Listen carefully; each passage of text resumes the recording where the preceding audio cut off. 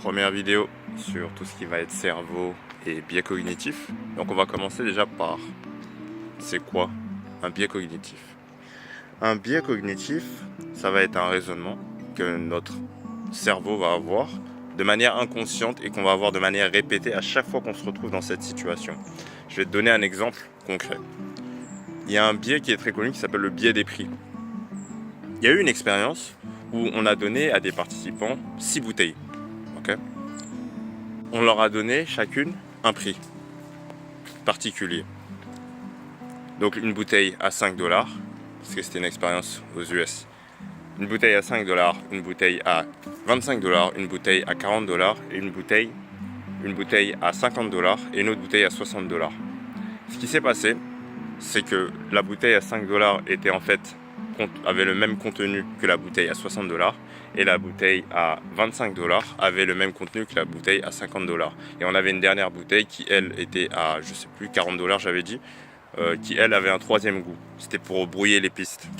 Et ce qu'ils ont remarqué dans cette étude, c'est que les participants, quand on leur demandait de noter le vin en question, les participants, ils ont tous unanimement dit que les vins les plus chers, étiquetés les plus chers, étaient de meilleur goût. Pourtant, on a vu que la bouteille à 5 $ et la bouteille la plus chère à 60 $, en fait, contenaient le même vin. Mais ils ont quand même dit qu'ils trouvaient que la bouteille à 60 $ avait un meilleur goût.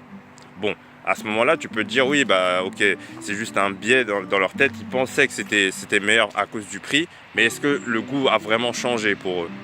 Parce qu'ils ont fait, les scientifiques, c'est qu'ils ont fait une deuxième expérience, donc même énoncé, tout pareil, sauf qu'ils ont mesuré l'activité électrique dans le cerveau pour vérifier si ce que disaient les gens, parce que peut-être qu'ils se sont dit, oui, je vais dire que la bouteille qui est chère, elle est bonne, comme ça, je vais paraître pour quelqu'un qui, on va dire, a un bon goût, qui est habitué et qui sait reconnaître la différence entre un vin qui coûte pas cher et un vin qui est cher. Et pour s'extraire de ça, ils vont mesurer l'activité électrique dans le cerveau des personnes.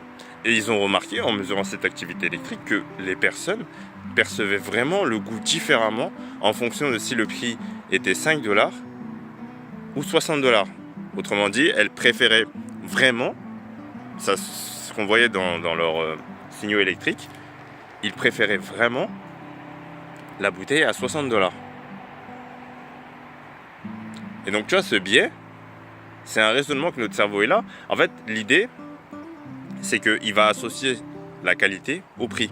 C'est quelque chose qu'on fait tout le temps dans notre vie. On va associer la qualité au prix. Donc là, tu as un exemple de raisonnement qui va être systématique pour tout ce que tu vas acheter dans la vie en général. Tu vas toujours faire ce raccourci-là. Donc c'est systématique. Et les biais cognitifs, ça va être des raisonnements qu'on va avoir de manière systématique. Mais le cerveau, s'il est si puissant, c'est la question que je me pose. S'il est si puissant, il nous a permis d'avoir toutes ces, on va dire, ces inventions, de nous faire évoluer à ce point, nous les humains, pourquoi il utilise ce genre de raccourci? Bah, en fait, c'est dans la question. Il utilise des raccourcis, c'est pour gagner du temps et de l'énergie. Parce que imagine, si à chaque fois que tu veux acheter quelque chose, on ne peut pas être expert en tout, on ne peut pas être expert en coton, en même temps en vin, en cartes Pokémon, tout ce que tu veux. Tu ne peux pas être expert dans tout.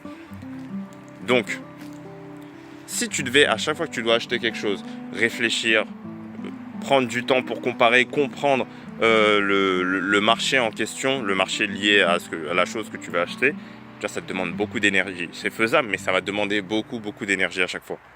Et donc le cerveau, comme il veut nous faire économiser de l'énergie, parce que perdre de l'énergie, c'est-à-dire prendre le risque de mourir en fait. Parce que plus tu perds d'énergie, moins tu es capable de subvenir à tes propres besoins en cas de danger. Quand tu as d'énergie, moins tu seras capable de faire des choses, c'est logique.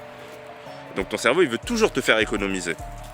Et là, dans ce cas-là, il va prendre des raccourcis dans notre raisonnement parce qu'il a peut-être remarqué un pattern, je sais pas quoi, et du coup, pour nous faire gagner du temps et de l'énergie, on va associer qualité et prix automatiquement. Le biais des prix. Donc maintenant, tu sais c'est quoi les biais cognitifs. Donc des raisonnements nous permettent de faire des raccourcis en fait. Et tu sais pourquoi on a ces biais cognitifs. La prochaine vidéo, ce sera une explication d'un biais cognitif qui, selon moi, on va dire, est le parrain de tous les biais cognitifs qu'on a, le biais de confirmation. Mais d'ici là, fais quand même tes recherches, ça peut toujours être intéressant. C'était NZ.